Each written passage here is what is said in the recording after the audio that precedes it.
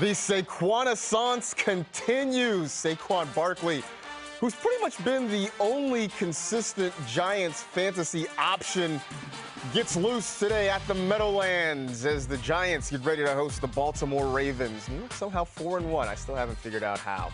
Tyreek Hill, they say a cheetah never stretches, but apparently that's not the case because I see him getting loose right now as the Miami Dolphins. So jacked, right?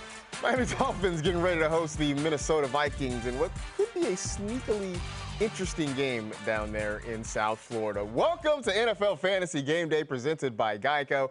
I'm Marcus Grant, joined by Michael F. Florio. Happy Week 6, Florio. It's flying by. It is. Week 6 buys are here already. Buys are here already, as I can attest to as I'm going through my lineups and having to emergency start Kenyon Drake in places. That is what's happening in my fantasy world right now. We got plenty, though, to talk about on the show today. Of course, you can always send us your questions on Twitter at NFL Fantasy. We'll get to as many of them as we can here on the show. The rest of them, we're going to leave to Aaron Tan to answer because he doesn't like green beans. So as long as you learn to start eating vegetables, Aaron, you can get out of answering Twitter questions. This is the deal we made at the start of the season. You have not lived up to your end of the bargain. In the meantime, let's get things going by getting to some injury news. Let's monitor some of the early game issues here. Jameis Winston is active for the Saints today, but is not expected to start. Andy Dalton will be under center for New Orleans. Jonathan Taylor was ruled out earlier in the weekend. He will not play with his ankle issue. Alexander Mattison, Raheem Mostert, they are both active going against each other today in South Florida. Chris Olave still dealing with the effects of a concussion. He is inactive today. Zay Jones is good to go for the Jaguars. Julio Jones still not in action for the Buccaneers. Kyle Pitts back in our fantasy lives despite a hamstring issue he's been dealing with. Please throw the ball to him, Arthur Smith. Please. That's all we're asking. Some of the late game issues to keep an eye on. Baker Mayfield is doubtful with an ankle injury. It is expected that P.J. Walker will get the start for the Panthers. Robbie Anderson questionable to play. C.D. Lamb should be good to go for Sunday night against the Eagles. Marquise Goodwin questionable with knee and back issues for the Seahawks. And the two Rams that were comfortable starting, Cooper Kupp and Tyler Higbee, they are both expected to play despite foot and ankle issues respectively.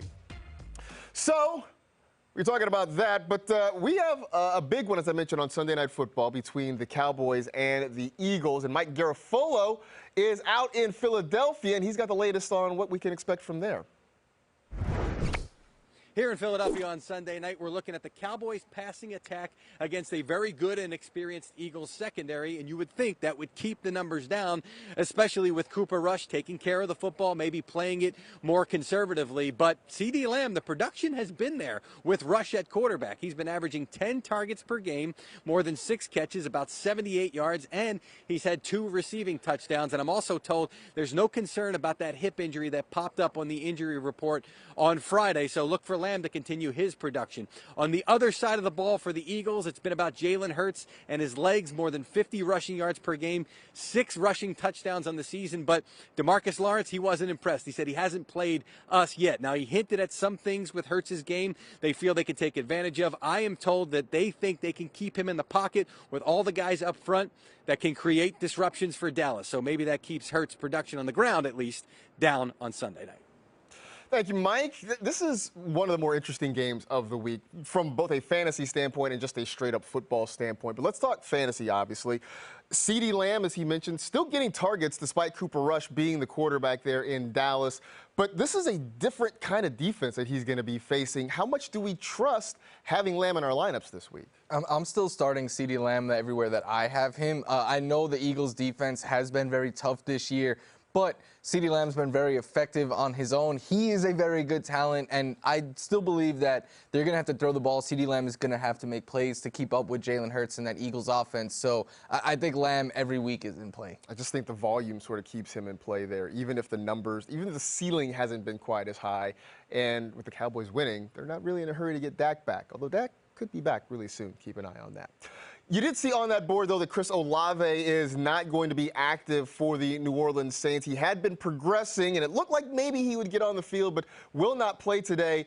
You and I were talking before the show. That leaves this Saints wide receiver core in incredibly thin today against Cincinnati. Yeah, it's Marquez Callaway and Traquan Smith, and realistically, I expect this to be a ton of Taysom Hill today, just like last week. I think we're going to get a lot of Hill, either lining up as a quarterback, maybe there'll be a lot of design runs for him, but I think it's going to be a lot of Alvin Kamara, Taysom Hill. I wouldn't recommend starting any of the Saints receivers unless you're diving deep in like a Kenyon Drake type situation. Yeah, if you are playing a super deep league and you're starting Marquez Callaway, I get it. I think for most of us, you probably pivot to another team, find somebody else to kind of help you out. This feels like Taysom time, too, coming for New Orleans today. Jonathan Taylor, we saw there, will not play today. He is dealing with an ankle issue, was ruled out on Saturday by the Indianapolis Colts. And I don't know about you, I've gotten a lot of questions about Deion Jackson. Would you feel comfortable playing Jackson if you had to against the Jaguars?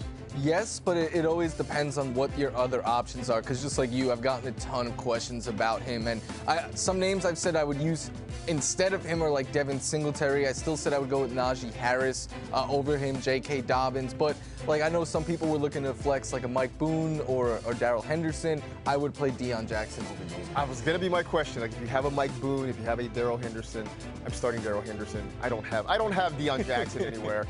I'm starting Darrell Henderson. I'm going to cross my fingers and hope that it sort of works out. Your cancer screenings can help prevent and detect a number of cancers early, which often means less intense and more successful treatment. If you don't know where you can get screened, the NFL and the American Cancer Society can help. Visit NFL.com/crucialcatch or text CATCH to 635-635 to find your local cancer screening center and additional screening resources. It's time for 15 for 15, presented by Geico. We're going to start with the must-start quarterbacks of the week. Who is on your list? I still think Justin Herbert is a weekly start every week, even in a tough matchup against Denver. Tom Brady, I think, goes off today against the Pittsburgh Steelers. Joe Burrow, back in the Superdome where he last played when he won a national championship. I think him and Jamar Chase go off. Kirk Cousins in a great matchup against the Dolphins. And you see there, Geno Smith. That man is still not writing us back because he is just putting up good performance after good performance. He has one game all year with less than 17 fantasy points. He's top 24 in 2 straight games. He leads the NFL in multiple passing touchdown performances this season. And if you like him, if you like DK Metcalf and Tyler Lockett, he targets those guys so much that it directly correlates to good games for Geno Smith. Pretty much, I would say more than half of the targets in that offense are going to DK Metcalf and Tyler Lockett. And has been absolutely cooking this year. Let's turn our attention to the must-start running backs for Week 6. Benjamin there near the top of the list, Ramondre Stevenson. It is Stevenson season. Everybody has been on board with him against the Browns this week. Devin Singletary in what should be a high-scoring game against the Kansas City Chiefs. And Jeff Wilson Jr. and the 49ers with a very good matchup at Atlanta. But let's go near the top of that list to Melvin Gordon. And I have been on the Mike Boone sleeper train all week long, but Boone is going to be the secondary option in that Broncos backfield. It's going to be Melvin Gordon who gets the lead opportunity there. Should get, I would expect, about 60% of the snaps, a good number of touches, and the matchup is incredibly good. The Chargers giving up the most fantasy points per game to running backs this season.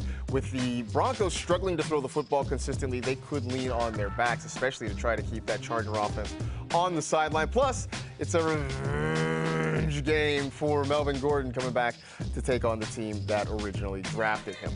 Over to wide receivers. Mike, who you got? I was waiting to get a Melgo reference. No, we're not doing Melgo. I said I like Geno Smith. I'm riding with Tyler Lockett there as well, who has a great history of success against the Cardinals. Gabe Davis and his big playability in play today against Kansas City. Cortland Sutton, who, even though Russell Wilson has struggled, puts up double digits every week. And I'm still riding with Michael Pittman Jr. there on the bottom against Jacksonville. But Chris Godwin, you see there against the Pittsburgh Steelers. I said earlier, I think Tom Brady has a really big game, and I think because of that, it leads to Chris Godwin's first big blow-up game of the season. He scored 12 fantasy points in 2 straight games, so showing that he's got a safe floor. But last week, he sat a lot in the second half as they had a 3-touchdown lead. The Steelers right now are allowing the most fantasy points to wide receivers, and he's been getting more volume. We know there's more upside here with Chris Godwin, and I'm really thinking that today is the first chance he's going to get to really show that out. He's steadily getting healthier, so we'll see if he actually takes off today. Let's look at the must-start tight ends for the week. Zach Ertz, who's pretty much a must-start every week. Same with David Njoku. Evan Ingram, who has some sleeper potential in Week 6. And then Will Dissly. I know you like Noah Fant. Will Dissly also sort of in play there for the Seahawks as well in what could be a very high-scoring game against the Arizona Cardinals. But right there, smack dab in the middle, is George Kittle. That rhymed. I didn't mean it to. It worked out. I know it's been frustrating having Kittle so far this season. He has underwhelmed so far this season. A lot of it is because he is blocking a little bit more than he used to, and also because his average depth of target has not been what we're used to seeing. The good news is the Falcons don't generate much of a pass rush, which means hopefully the Niners don't rely on Kittle as much to help out along the offensive line. It allows him to run some more routes. The Falcons, on top of that, not very good against tight ends, so this feels like the first big potential George Kittle week we can have. He's not the elite guy that we are used to seeing, but ceiling is still potentially high. Hopefully that elite guy is still there. You just haven't seen it yet. Exactly. I know National Tight End Day is also coming soon, which is really when George Kittle tends to thrive. Okay, every week we give you a poll question. I know that you guys ask us questions at NFL Fantasy on Twitter, but this is our turn to ask one for you. And it is, who is most likely to repeat their breakout Week 5 performance? Is it Taysom Hill? Is it Khalil Shakir with the Buffalo Bills? Is it Tevin Coleman with San Francisco? Is it Darius Slayton with the New York Football Giants? Go to Twitter, find the NFL Fantasy account, and you can vote for the poll. We'll give you the results later on in the show. All right. Time for us to step away for just a moment as we see Kirk Cousins getting loose down there in Miami. Weather must be pretty nice. I mean, it is Miami. I'm sure the weather is pretty nice. Everybody in shorts and T-shirts there. A little bit of a different story, though, I think, in Pittsburgh. Maybe not quite so warm, as you can see with Kenny Pickett rocking the long sleeves. We'll see if he can get something going against the Tampa Bay Buccaneers. Stick around. We're answering some burning questions next on NFL Fantasy Game Day.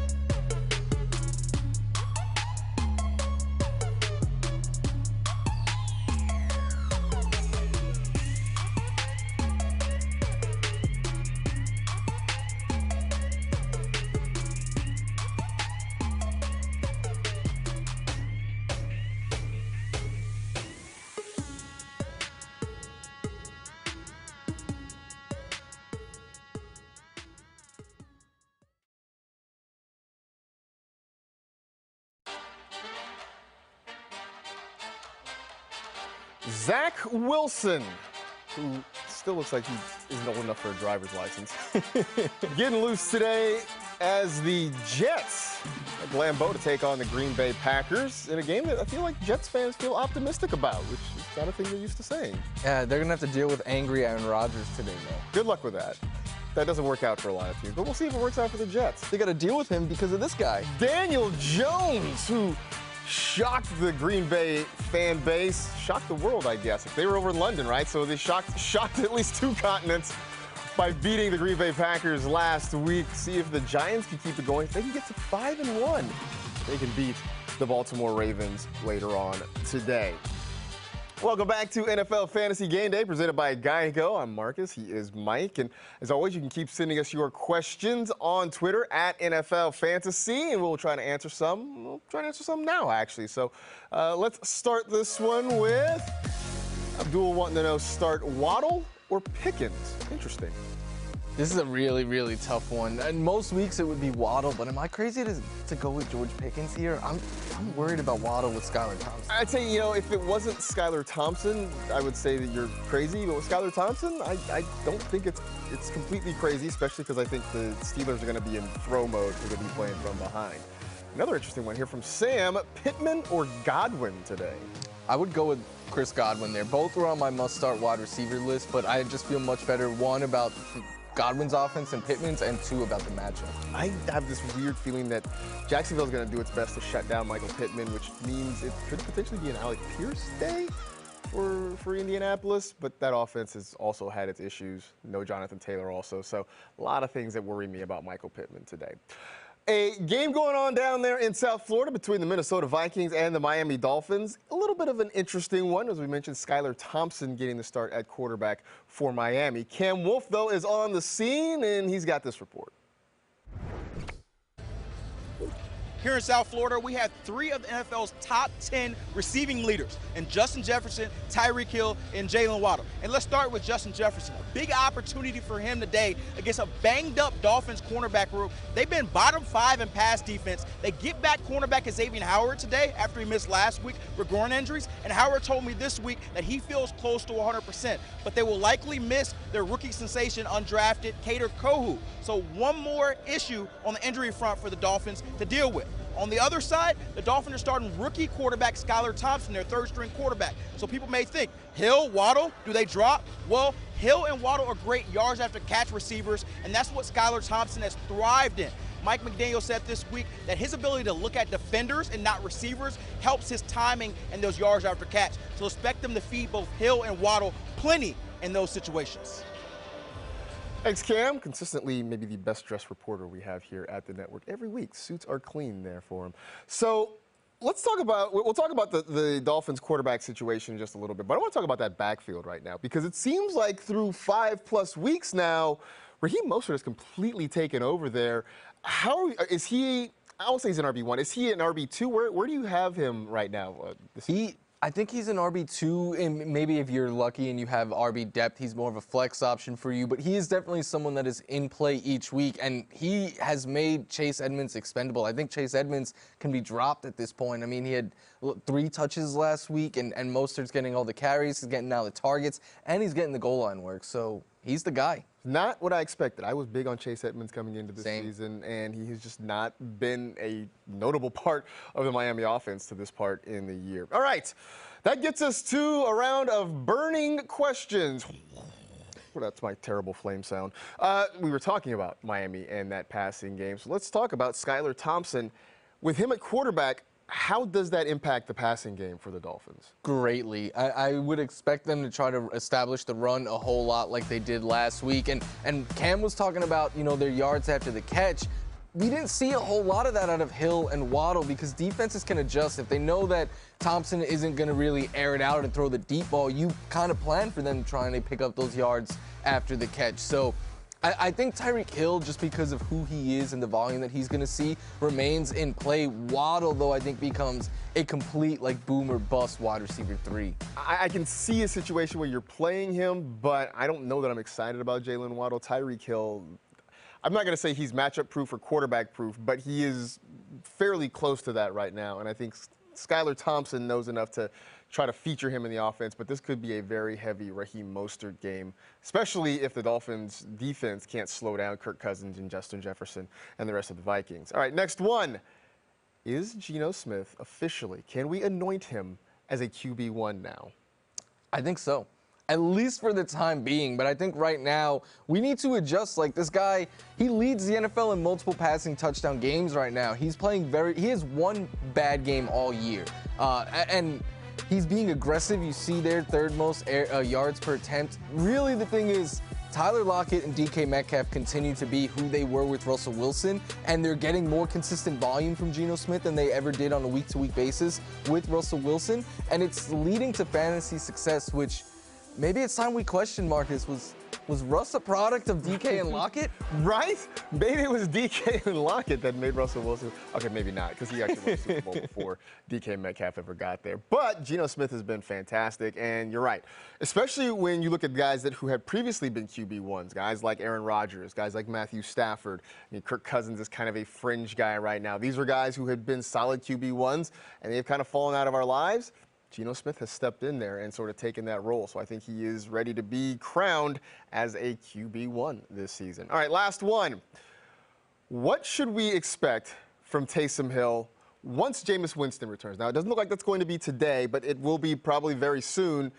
Can we expect anything like what we've seen last week from Taysom Hill? I don't know if we'll get as much Taysom Hill like we got last week on a week-to-week basis, but I don't think he's ever going to fully go away either. Like, I think all year we might see him be the goal line quarterback just because it's so hard to stop. Like, teams for years have known, like, hey, when Taysom comes in, he's probably going to run the ball, but Taysom Hill is still very effective at doing that. So I don't think we'll see him as much, but I don't think they get away from him altogether either. It was a thing Alvin Kamara was talking about in the last week, that there are some plays that on their surface, they're not very complicated. And he said, I think it's all Taysom. He's just hard to tackle. And maybe that has something to do with it. But you're right. Once Jameis is back and he's pushing the ball downfield, throwing those YOLO balls, and especially once Chris Olave and Michael Thomas get back on the field, I think Taysom goes back to being even more of a wild card than he normally is. Time now for Fantasy Insurance presented by Geico. We're talking about the moves that can make or break your lineup. Basically, we're talking about some sleepers. So for you, who is a sleeper in Week 6? What could go wrong? Daniel Jones, the man who went across the pond and beat Aaron Rodgers head to head. He gets an even better matchup this week against the Ravens, who've allowed the 4th most fantasy points per game to quarterbacks. I know we still know Kadarius Toney, sadly, but Darius Slayton is out there healthy. Wanda Robinson is expected to be back and play a good amount this week. So I think with weapons coming around him and the fact that he's ran for at least 20 yards in every game this year, he's had a game with multiple rushing touchdowns, I think he's in play. And I don't think enough people realize he's a top 15 fantasy quarterback right now. He is, and it is sort of amazing to think about. I know, I said that earlier this week, and Adam Rank chided me. He admonished me. But nobody would have expected that coming into the season. So, Daniel Jones. All right, don't laugh. It's Jimmy Garoppolo, right? If he can go with Daniel Jones, I can take Jimmy Garoppolo as a sleeper this week. One of the things I mentioned when we were talking about George Kittle earlier is that the Falcons really struggle to generate a consistent pass rush. So hopefully that means Kittle doesn't have to block as often. Also, it means Garoppolo may not get moved off the spot. He may have time in the pocket to survey the field. And when he has time, he does deliver the ball accurately. And I think that's going to be the case today. If Atlanta can't pressure Garoppolo, if they can't make him uncomfortable, I think he gets the ball out to Samuel, to Ayuk, to George Kittle, and I think he ends up being a very nice streaming option. I felt like Justin Fields was a nice streaming option. He gave you a decent number on Thursday night. I think Jimmy Garoppolo can sort of do the same, albeit in different ways, coming up today against the Atlanta Falcons. The only people laughing at that is the people in your 49ers group chat. Yeah, I know. My 49ers, I'm probably going to get kicked out of the group chat for my 49er fans because I suggested Jimmy Garoppolo as a sleeper this week. I'm sorry, guys. Please don't disown me. Time for another break here on NFL Fantasy Game Day. And there's Lamar Jackson. I talked about, look, having an elite quarterback, I mentioned this earlier in the week, having an elite quarterback has been a major advantage. Lamar Jackson, one of 3 elite quarterbacks right now in fantasy. We'll see if he can keep it going against the Giants. And then, this guy was once an elite fantasy quarterback. So far, not this year. Aaron Rodgers, with the Packers going with the green jerseys and yellow helmet. I don't know how I feel about this one. They look like pajamas. Anyway, we got the waiver wire looks coming up next on NFL Fantasy Game Day presented by Geico.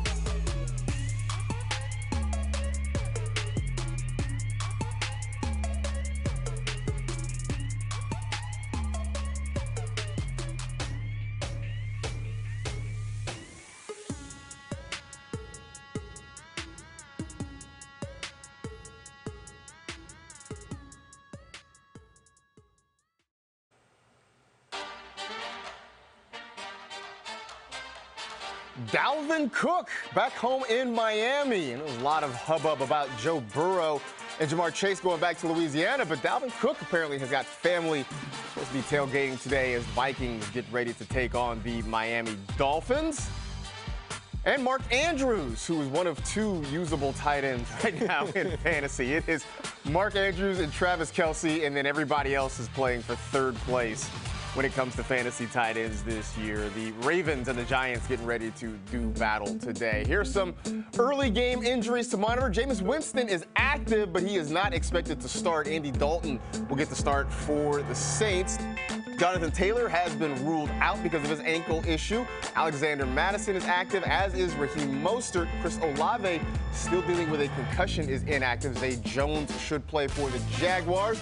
Julio Jones remains inactive for the Bucks. And Kyle Pitts is back in our fantasy lives after dealing with a hamstring injury. Here's some late game issues to keep an eye on. Baker Mayfield is doubtful. Robbie Anderson is questionable. CeeDee Lamb, though, expected to play despite his hip issue. Marquise Goodwin right now questionable for the Seahawks. And a couple of Rams expected to suit up Cooper Kupp and Tyler Higbee, which are pretty much the only Rams that I'm willing to start right now in fantasy football. I have them in a couple of leagues, so fingers crossed that they played this week. We'll see what happens. Welcome back to NFL Fantasy Game Day, presented by Geico. I am Marcus. He is Mike. As always, you can send us your questions on the Twitter machine at NFL Fantasy. And without further ado, let's get to a couple of them right now. This first one coming from Tristan Marino. Oh, R.I.P. Screech. Asking J.K. Dobbins or Najee Harris. What say you? I was always a bigger fan of Boy Meets World than Saved by the Bell, so you could have gone with that way. But I'm going to go with J.K. Dobbins over Najee Harris here. And I know this might sound a little crazy, but Najee Harris has really been struggling. Dobbins has been playing better as of late. I'll ride the hot hand. All right. Sweeney, who is 5-0. I'm guessing he's 5-0. Or maybe this is one of his teams. I don't know. Geno Smith or Tom Brady, which once upon a time seemed like a ludicrous thing to ask. I like both of them. I think I would go with Tom Brady here this week, though. Better matchup. And both are in play. Both are top 10 guys. But Tom Brady's got his full weapons back. I think he's the play. And in the end, it's Tom Brady, man. I mean, yeah. Geno Smith's playing great this week. Tom Brady's been great for a long time. So I think I'd go with Tom Brady in that one as well. All right, it is time for Waiver Wire, presented by KFC. Here's a look at some of the notable players that are available in 50% or more of NFL.com leagues. Daniel Jones at quarterback. Kenny Pickett also at quarterback there. A couple of running backs, Mike Boone and Tevin Coleman. Eno Benjamin, who we've mentioned on this show already. George Pickens, very popular pick there in Pittsburgh.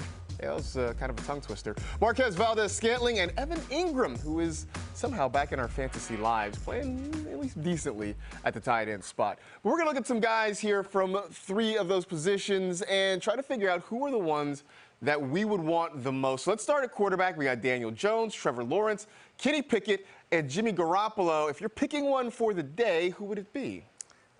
Just for today, give me Daniel Dimes. Ooh. Sir Dimes. I think he's going to have a great game this week. Or maybe not great, but I think he's going to have a very good performance against the Baltimore Ravens. One thing I love about Daniel Jones is that he's been running a lot more this year. He's ran for at least 21 yards in every game. And then the Ravens, it's just a good matchup. They've allowed the fourth most fantasy points to quarterbacks. They've already given up 3 rushing touchdowns to the position. So hopefully, you know, I don't want him to steal from Saquon, but maybe he could run one in himself this week. It's amazing that he's doing this considering his wide receiver core is like me and you. Over to the running back position. Eno Benjamin, who looks like he's going to get a heavy workload for the Cardinals today. Mike Boone, splitting time with Melvin Gordon. They play on Monday night. Jerick McKinnon and Tevin Coleman. Who do you like? I like these two the most, but if I have to pick one, give me Eno Benjamin because he is going to be the guy in Arizona. There's no James Conner this week. Darrell Williams is already banged up and not playing, so his backups are guys that they literally signed off the street this week. And Eno's been playing good ball. 4 targets in 4 or 5 games this year. It's a good matchup against Seattle, who has been ran all over this year. He's going to be the lead guy getting all the targets and carries out of that backfield. I think he's a really strong play this week. Very curious to see if Eno Benjamin performs well. Does that mean he gets a larger share of the workload even once James Conner comes back? I think he had already surpassed Darrell Williams. Maybe he starts to be solidified as the RB2 there in Arizona. All right, let's look at the pass catchers here because we got 3 wide receivers and a tight end. George Pickens, Marquez Valdes-Scantling, Isaiah McKenzie, and Evan Ingram. So which of that quartet would you select? We're going to go with the same place that my favorite musical artist is from. We're going to Pittsburgh with Mr. George Pickens, who has just been playing fantastic football the last couple of weeks. He's the wide receiver 17 in the last 2 games, averaging over 15 fantasy points per game. He leads the Steelers in catches and receiving yards in that span. He clearly has chemistry with Mr. Kenny Pickett. They're using him downfield more than they were with Mitch Trubisky. And I think this is a game, Marcus, where they're going to be trailing against the GOAT and having to air the ball out. And I think that means a lot of deep shots for George Pickens. I would pick him up for this week and moving forward. Pick up Pickens because he and Pickett have been popping in Pittsburgh. Ooh, alliteration. I like it.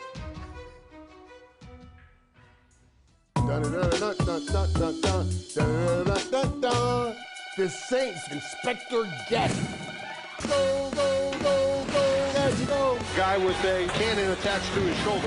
Go, go, go, go, let's go. All these super gadgety weird stuff. Stop it! That time he just threw a bolt. And he can pass. Go, gadget legs! What do we have to lose? Let's run a gadget. Boy, he is a weapon. Good Lord. Go, gadget, man. Go, go, go, go, let's go. I'm sorry. What was that we just watched?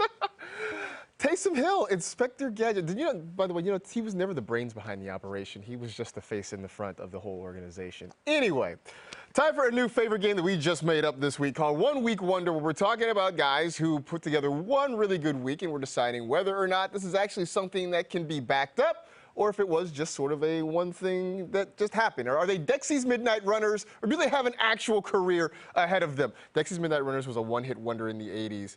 You should go look them up. They did a song called Come On Eileen, and that's about it. Thank you for explaining, because I did not know. Yeah, I'm sure most people under the age of 30 are like, who the hell is he talking about? All right, so we're talking about guys who had breakout games in Week 5, and we're asking if they could be one-week wonders. We will start, though, with the aforementioned Taysom Hill. He of the huge week.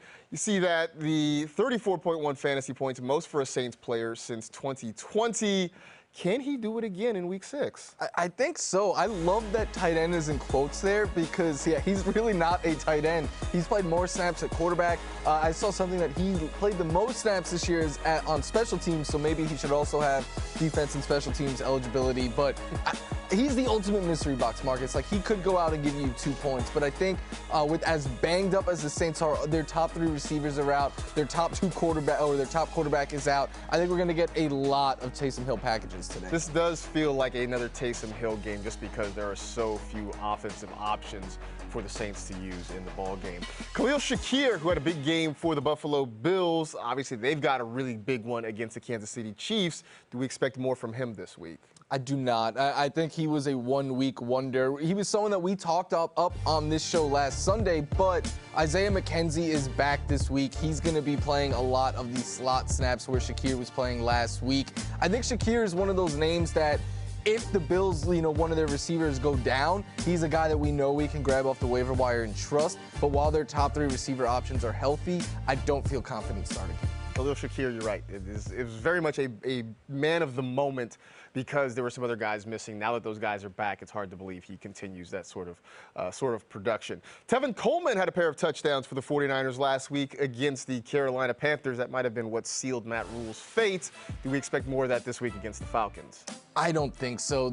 I will say Kyle Shanahan loves him some Tevin Coleman. You need to find someone who loves you as much as Shanahan loves Tevin Coleman, but Rank's been talking about it all week. Like we get used to these random 49ers running backs popping. I don't think it's going to be a thing that is sustained. It was a good week if you streamed him by some chance last week, but I wouldn't be doing it again. It also was a good week because he scored 2 touchdowns. If he doesn't score 2 touchdowns, it's not nearly as big a week. But yes, I know. If you take away all the games where Christian McCaffrey didn't score touchdowns, then he never scores touchdowns. But you know what I'm saying here. Over to Josh Kelly, who plays on Monday night against the Denver Broncos, right over there, just the other side of that wall at SoFi Stadium. Do we expect good things from Josh Kelly this week? No, you talked about it. You take away that touchdown, he has a very different game. And his touchdown, he literally had to just walk right into the end zone. I think Kelly is clearly the RB2 behind Austin Eckler now. I would say he's one of the top handcuffs if anything happens to Eckler. I think he is then in play, but with the amount of volume that Austin Eckler gets every single week, I think it's just way too tough to trust Joshua Kelly. I will say in his defense, he does look better this year than he has the first couple years of his career, but you're right. I don't know that the volume is going to be quite enough, and the matchup's not very good against Denver this week. Last one, Darius Slayton, and you just spin the wheel of Giants wide receivers. None of them really are inspiring, but Darius Slayton, a good week last week.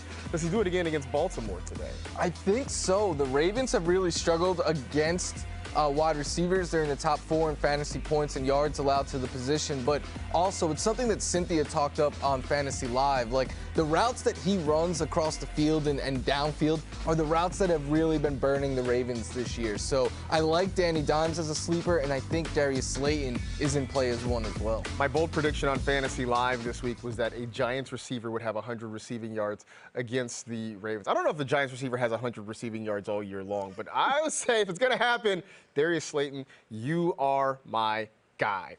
So since we're talking about guys who broke out in Week 5, let's go back to our poll about the player most likely to repeat their breakout performance in Week 5. And right now, looks like Taysom Hill is kind of running away with this thing. I don't know that that's really a surprise. I feel good about our picks, though, because the two that we said in Hill and Slayton could repeat are running away. I mean, Hill's running away with it, but Slayton is in second. Yeah.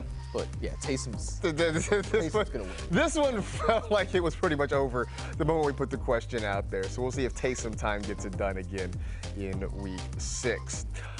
All right, we're going to take a pause for a moment. In the meantime, Jalen Waddle getting ready to get going against the Minnesota Vikings. We'll see what he and his buddy Tyreek Hill can do. I guess River Craycraft as well can do with Skylar Thompson at quarterback. He's just along for the ride. He is just along for the ride. Breece Hall, who really has taken over there in New York in the backfield, getting loose today for a big game against the Green Bay Packers. When we come back, we're previewing Bills and Chiefs. It's the big one next on NFL Fantasy Game Day.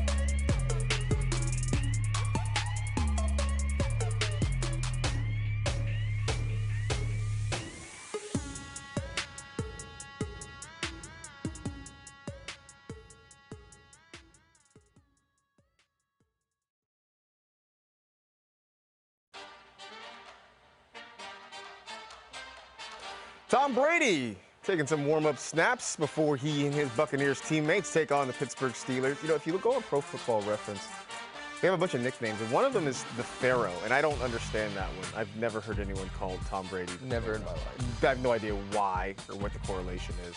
Anyway, he's good at football. We're going to watch him play today. We're also going to watch Aaron Jones play today. I don't love those Packers uniforms. I was hoping they would wear those sort of like Winnipeg Blue Bomber ones with like the brown helmets and the blue jerseys and the brown pants. That's what I wanted, but they're wearing these today. Yay. I'm a fan of green jerseys. Anyway, it's going to be a lot of green on the field between the Packers and the Jets there at Lambeau. Welcome back to NFL Fantasy Game Day. I am Marcus. That is Mike. Keep sending us your question, please, at NFL Fantasy. We'll get to as many as we can before the end of the show. And Aaron, make sure you're doing that until you eat your vegetables. You're answering more questions. So let's get a couple of them in here, though, if we can. Cristobal asking, Kyle Pitts or Dawson Knox for tight? This is pulling right at your heartstrings. It's the guy you've been championing versus a guy on your own team. Where are you going? I'm going to go with Kyle Pitts there. I think Kyle Pitts has more upside. I still believe in Kyle Pitts' talent. They just need to find a way to get him the ball. Dawson Knox, though, there's plenty of other target competition there with the receivers and Devin Singletary being targeted a lot more than anticipated. I'm surprised by the lack of targets for Dawson Knox. I knew he was very touchdown dependent, but I also thought he'd get more targets, and that just hasn't happened, so it is Kyle Pitts for me. Hi, Romeo Doubs or DJ Moore, wide receiver 2. Thank you for asking politely there, Juan. But Doubs or DJ Moore? I'm going to go with Dobbs there. It's just, one, he has been slowly taking over, I think, as the top target there. He's their best downfield threat, and he's playing with Aaron Rodgers. And then DJ Moore, I mean, is PJ Walker an upgrade from Baker Mayfield? We hope, but I can't say that with much confidence. I mean, I don't know that it can get much worse than what we've seen with Baker Mayfield, but it also speaks to how far the Panthers have fallen. Also, I get the feeling the Rams are going to be salty today. They've spent a lot of time hearing about how they're struggling. They're at home. I feel like it's going to be a rough day for the Panthers. That gets us to flex starts, our favorite flex plays for the week. You know, the spot that can be wide receiver, running back, maybe even a tight end, depending on how your league goes. So who do you like as a flex this week? I talked him up as a waiver wire target just a little while ago, but George Pickens, I'm starting him in every league I have him in as my flex this week. I said it earlier, but he is the wide receiver 17 right now in the last 2 weeks, averaging over 15 fantasy points per game. And I think this is a matchup against the Bucs where Brady and that offense is going to do their thing. They're going to put up a lot of points against this banged-up Steelers defense. And to combat with that and try to keep up with it, we're going to see Kenny Pickett airing it out. And when he chooses to air it out downfield, George Pickens has been his go-to target there. So I think he's quickly breaking out and someone that we can get in our fantasy lineups moving forward. George Pickens has become very popular in the last couple of weeks. I'm going to go with Allen Lazard. And I know that the Packer wide receiver group has been a tough one to figure, but it does seem like Lazard is getting a lot of the looks when they are in position to score touchdowns. And so I kind of am leaning on that. Last week, with Randall Cobb getting a ton of targets, that feels more like an anomaly. I still think this is a passing game that is going to be heavily leaning toward Allen Lazard and Romeo Doubs. You see that 13-plus fantasy points in 3 straight games for Lazard, so I like him this week against the Jets as a flex play. The biggest game of the week, at least on paper, is the Buffalo Bills heading to Arrowhead Stadium to take on the Kansas City Chiefs. Of course, a rematch of that epic divisional playoff game from last season. We won't talk about how it ended. Look, I have experienced sports heartbreak in the last 24 hours. I will spare you the same for right now. But I can tell you that James Palmer is there in Kansas City, and he's going to let us know what he found out. Well, Josh Allen versus Patrick Mahomes, the matchup we're all waiting to see, and we'll see what both these guys can do with their offenses. Let's start with Josh Allen. Last week, he puts up 38 points. The offense didn't really even play the entire game, and he throws for a career high in yards, and he was missing 3 of his top 5 targets, who are all returning for this game. When I talked to safety Juan Thornhill of the Chiefs, he told me they don't just have a number 1 receiver in Stephon Diggs. They have 2 number 1 receivers in Gabe Davis and Diggs. When you flip the side and look at Patrick Mahomes going against his Bills defense, you have to focus on up front. Max Crosby and Chandler Jones got after this offensive line early, and they didn't blitz. One thing the Bills don't do, they don't blitz. And Von Miller told me this week, if we can get there with 4 repeatedly to Patrick Mahomes, the same thing that can happen to him happened last week against the Steelers. An offense has to change how they operate. Our secondary can drop in coverage with more players, double guys like Travis Kelce, and we can continue to contain Patrick Mahomes. Easier said than done, but it's going to be an interesting day for both quarterbacks. Thanks, James. That gets us to Who Scores, presented by DraftKings Sportsbook. I did want to ask, though, about the Chiefs. I mean, I think with the Bills, a lot of those guys are in play.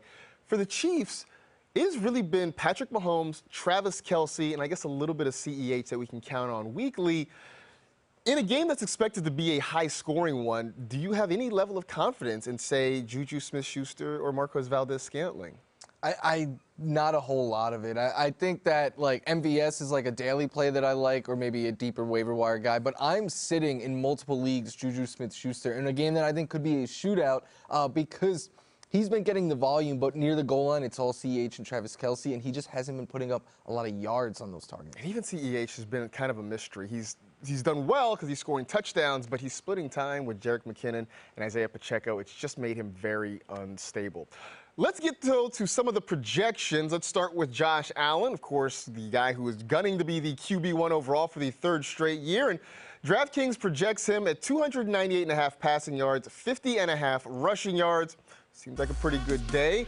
What are you projecting for Josh Allen? Yeah, I'm projecting a very big day for Josh Allen here. I think he goes for 29 fantasy points, something like 325 passing yards, 3 TDs, and 49 rushing yards. Last season in both games against the Chiefs, he threw for over 300 yards and 3 touchdowns. We remember what he did in the playoffs when he was historically good, even though he lost against his defense. And he has had under 25 fantasy points once all year. He scored 23.5 in that game. There's just no one as consistent with as high of a ceiling right now in fantasy as Josh Allen. And the Bills are just, they're getting after it offensively. I know they had a couple of weeks where it wasn't great, but as long as you're giving them deep opportunities, they're going to take them with Gabe Davis. They are not afraid to keep their foot on the gas for 4 quarters. And he's still their RB1. He's still their RB1 as well. Let's go to the quarterback on the other side, Patrick Mahomes, who I mentioned it doesn't matter that his wide receivers have been inconsistent. He continues to put up decent numbers as a fantasy quarterback. 296.5 passing yards, 23.5 rushing yards. That is what DraftKings is projecting for Mahomes. What do you think for Pat this week? I think Mahomes has a good game in his own right. I have him projected for 310 yards, 2 touchdowns, 25 rushing yards, something that I think is going under the radar. He's been running a lot more as of late. That's good for about 23 fantasy points. Not quite as high as Josh Allen, but still a very good game. Last year, he threw for around 275 yards and multiple touchdowns in both games against the Bills. He averages 26 fantasy points against them in his career. And his best game ever so far has come against the Bills in the 2021 playoffs, where he went for over 40 fantasy points. But I think this is going to be a big test for both sides. The Bills' defensive line was brought in specifically to stop Mahomes, so it's going to be interesting to see how those two play today. I heard you get a little choked up talking about Mahomes' best game ever coming against the Buffalo Bills. I get it. No shame there at all. I completely understand.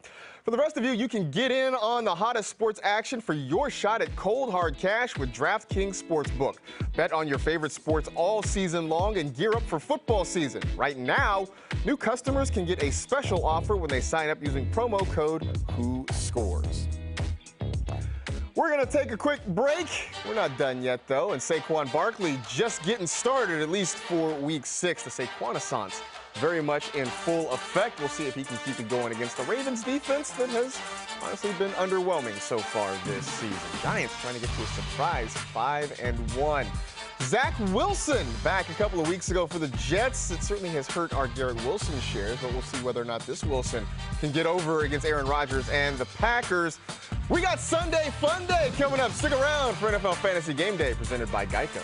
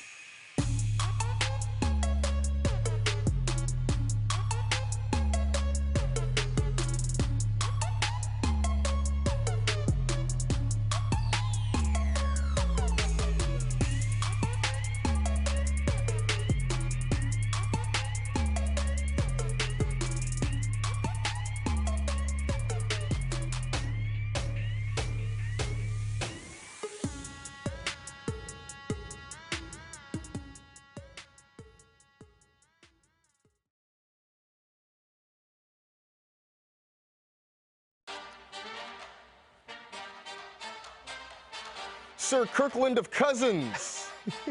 With the pads and the helmet on as he and his Vikings teammates get ready to down in Miami against the Miami Dolphins. I think this game could be sneaky fun. Who knows? And on the other side, Tyreek Hill, the cheetah. Cheetahs and fish. Didn't think they really went together, but they seem to be working out so far this season. We'll see if Tyreek Hill can keep it going against the Minnesota Vikings later on today. It is 15 minutes to kick off, presented by Geico. Let's take another look at the early game injuries to monitor. Jameis Winston active, though not expected to start. Jonathan Taylor is out. Alexander Madison, Raheem Mostert, both down there in South Florida. They are active today. Chris Olave inactive with a concussion. Zay Jones good to go for the Jaguars. Julio Jones still out for the Buccaneers, and Kyle Pitts is active and should be on the field today for the Falcons against the San Francisco 49ers. Back here on NFL Fantasy Game Day, presented by Geico. It is Sunday Fun Day. It's time to go through some of the superlatives for the day. So let's start with the top scorer of Sunday, and who will that be? It's going to be Josh Allen. Okay. I mean, it's as simple as that. He's Josh Allen. He's going in a game where he's probably going to have to throw and put up more points than usual. And he's had big games against the Chiefs in the past. Yeah, his last two, he's averaging over 37 fantasy points per game against them. Yeah, Josh Allen, I think, is going to be there. I think Patrick Mahomes may be in the mix as well. But the guy who actually is going to be the top scorer of Sunday is going to be Kyler Murray, because while we're talking about all the points that could be scored in Kansas City, Buffalo, I think Arizona and Seattle is going to be a sneaky high-scoring game. Both these defenses are bad. Both these offenses, when they are cooking, can't score a whole lot of points. And Kyler's been having to do a little bit extra. I know he's not running as much as we might like, but he is still running the football. He's spreading it around, and I have a feeling that if he and Geno Smith start getting in a track meet, Kyler is going to have to throw the football. So I like him as the top scorer of the day. Must-start quarterback of the week. Who do you have? The Pharaoh, Tom Brady. I think the GOAT is very much so in play. He's been playing better as of late. His weapons are healthier, and I think it goes under the radar that, like, his first three games when he struggled were against the Cowboys, Packers, and Saints, three of the very best defenses in football. The Steelers are not that. They just got torched last week. I think Brady is a great play this week. We should get him to play with Amon-Ra St. Brown so it can be the Pharaoh and the Sun God on the same team. That would be amazing. I'm going to go with Kirk Cousins. We saw him warming up there just a little bit ago. And the Dolphins have had their issues against quarterbacks so far this season. And Kirk Cousins, look, he's been Kirk Cousins. Against good matchups, he's played okay. Against bad matchups, he has not played so well. This, at least on paper, is a good matchup. So I think Kirk Cousins can put up a decent number for you. He's been a fringe QB1 this week, or this year, I should say. I think he's a QB1 this week. Over to the running backs. Who's a must-start today? Ramondre Stevenson. It is now, and Ramondre Stevenson is someone that you should play everywhere you have him. I'm doing that myself. The Browns allow the fourth most fantasy points to running backs. He had 27 touches last week, and even if the Patriots fall behind with their backup quarterback in, Ramondre Stevenson has been the back handling all the pass down work, so he won't get game scripted out. I'm going to go with Dalvin Cook, and mentioned it earlier. Look, he's got all his family down there in Miami. He's back at home. He's wearing the new number 4. The Dolphins have not been good defensively against running backs as well, and I think we're waiting for a big Dalvin Cook game, so I think this could be the week that we see him finally bust out in a big way. Must-start wide receivers, who do you like? I said Tom Brady was the must-start quarterback. I'm going to go with Chris Godwin here as his must-start receiver. Godwin's been looking more like his old self as of late. I think this is a game, though, where he could really show off his ceiling as the Steelers allow the most fantasy points to wide receivers this year. Looking to see Chris Godwin have a big game. I'm also looking for Gabe Davis to have another big game. Maybe not 3 for $173 and a couple of tutties big, but I still think a very big game for Gabe Davis is coming. You heard James Palmer talking about it earlier. Teams look at the Bills as having not just one wide receiver one in Stephon Diggs, but 2 wide receiver ones in Gabe Davis and Stephon Diggs in a game where the Bills will have to score a lot to keep up. I think Davis is a big part of that. Over to tight ends, and this guy's pretty much become a must-start every week now. I think this is like the 3rd or 4th week in a row I've chosen him, but David Njoku. In the last 3 weeks, only Mark Andrews and Travis Kelce have more fantasy points at the tight end position. No one at that position has more yards than David Njoku. He is a big part of that Browns offense, and I think he is here to stay. If you pick him up off the waiver wire, you found yourself a weekly tight end. David Njoku playing some good football right now, and what's a pretty narrow passing game with him and Amari Cooper. I'm going to go with Zach Ertz Look, I know after this game, then DeAndre Hopkins is no longer in suspension and comes back. But until then, it's still very much a Zach Ertz, Marquise Brown passing game there in Arizona. I mentioned I think this is going to be a high-scoring game. I like Kyler Murray as a quarterback this week, so I definitely like Zach Ertz. He has been one of his more popular targets so far this season. All right, those are our must-starts, but it gets us to our bold predictions of the week, where we get to say things that are purposely nutty. I know you guys think we're a little bit nutty anyway, but now we get to be kind of crazy on purpose. So what is your bold prediction for week 6? Jamar Chase is going to remind the entire world just who he is and have his first 200-yard game this season. He had more 200-yard games last year than the rest of the NFL combined. And Joel gave me, there's no shortage of narratives for this. His whole family is there. He's eating gumbo again. He's back where he lives. Last time he played in the Super Bowl, he went off, and no Marshawn Lattimore. That's the real reason I'm very excited. Well, plus Joe Burrow got off the bus wearing Jamar Chase's national championship jersey from LSU. If that doesn't help you out, I don't know what will. For me, Tom Brady, and I know this doesn't sound like a hot take, but this year it is, has a season high in fantasy points. 30 fantasy points would be a season high for him. I say he does that today against the Pittsburgh Steelers. We saw Josh Allen and the Bills torch that Steelers defense last week. I don't know if we're going to see the Bucs put up 40-plus points, but I think they have a really good day, and I think Tom Brady is the trigger man. So the Pharaoh, he is going to rule. We're just going to make that a thing now. Tom Brady is the Pharaoh. No more GOAT. I'm only calling him the Pharaoh. He's going to be the Pharaoh from now on. Thank you, Pro Football Reference, for making that happen. And also, thank you all for hanging out with us today on NFL Fantasy Game Day. We appreciate you hanging out with us. Be sure to check us out, by the way, on the NFL Fantasy Football Show Monday and Wednesday. And wherever you get find podcast. I can talk. Those are the Giants taking the field. It's been a busy week. The Packers getting loose for their game against the Jets. Enjoy week 6, everybody. We'll talk to you next Sunday.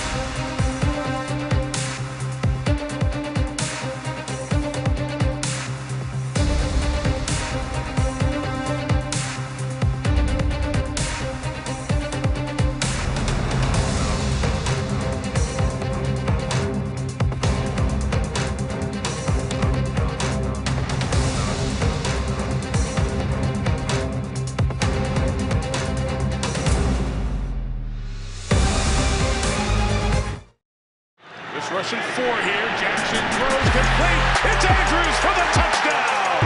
And Barkley takes it into the end zone for the go-ahead touchdown. To give this to James Robinson. He's got it in more. Touchdown on 4th down. From the 20, he throws it to the end zone. The Colts have taken the lead. Breaking tackles and up the sideline. Touchdown, Cleveland. Zappi pulled it in. Now throws. Touchdown, Jacoby Myers.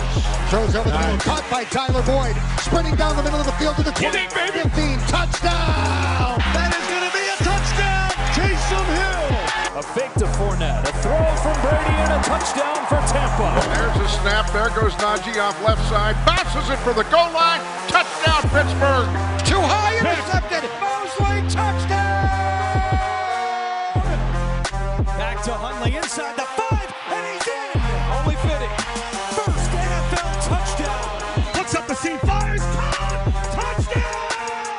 pitch it to the edge to Aaron Jones inside the 5 and in the end zone. Hands after, stolen from him, and he slides down and wins the game. He's got him! He's got him! Tyreek Hill! And the Dolphins have come back! 40, 45, 50, Chenault off to the races. Welcome to Carolina. Did Cooper Kupp score today? It's Sunday, of course he did. Then the ball comes out, it's loose, and it's picked up by the Cardinals of midfield. Ball game! And he is going to take a shot. He's got Lockett in stride. Touchdown, Seattle. He's going to throw it. Near side it is. Caught, touchdown, Kansas City. Pocket collapsing, fires a deep one downfield looking for Gabe Davis. Makes the catch at midfield. Holy mackerel.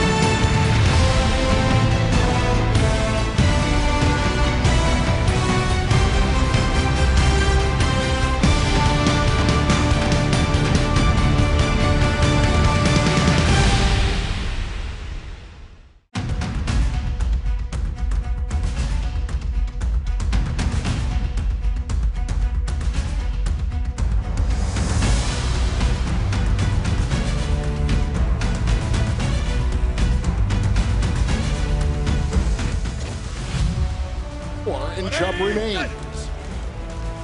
Fake to Chubb. It's Brissett. Chased by Wise. Downfield. Intercepted. Picked off by Duggar. On a pass intended for Pharaoh Brown. Duggar has done it again. A fumble return for a touchdown last week. A pick right there off of Brissett, and the Patriots get a turnover on the first possession of the game. Well, the Browns do 3 tight ends more than anybody else in football. They like to push the ball, and this time trying to create a matchup, and really Brissett is just late with the ball. Brown is open. You see him at the top of the screen. He's got a step on Duggar, and just the underthrown ball allowed.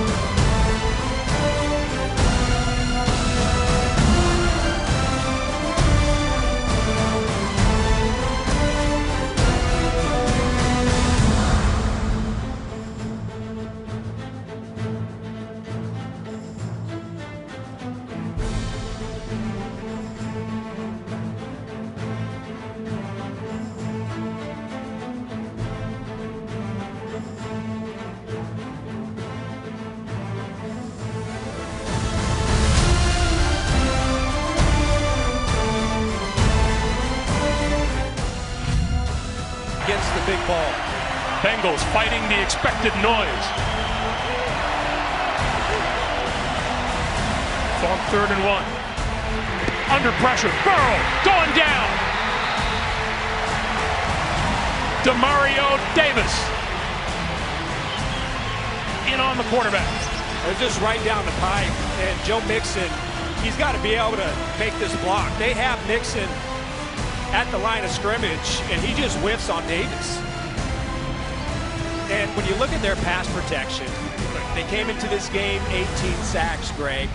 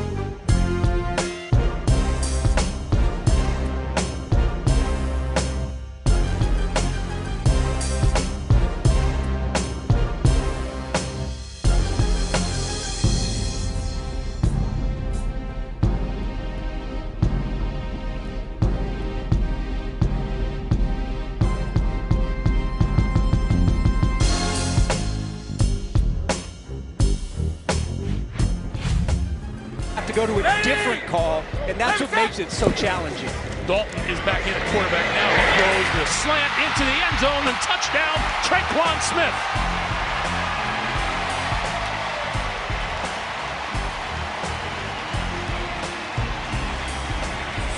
Well, what a good job by Smith. He wins this route at the line against Mike Hill. He just beats him off the line. He's over to the left. He turns Mike Hilton around, and then Dalton just fires it perfectly. Perfect timing, just in the right spot, right before Hilton can recover, but really that play was made.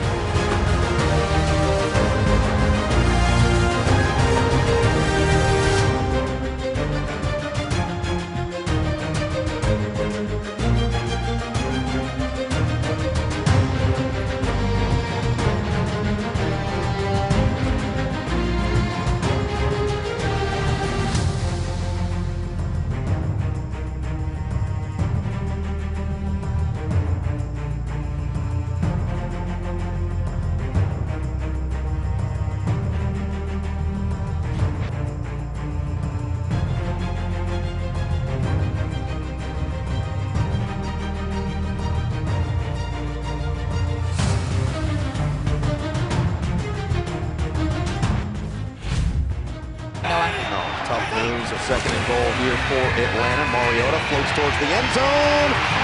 Hauled in. Touchdown, Michael Pruitt. called up from the practice squad yesterday and threw it into the end zone as the Niners allowed their first opening drive touchdown since December 5th of 2021. And it's just a great, you're just coming inside and getting back outside and through it, but I love the placement of this ball because he's covered right there. Get it up away from the defender. Put it up high. Make sure you get it away from Odom right there.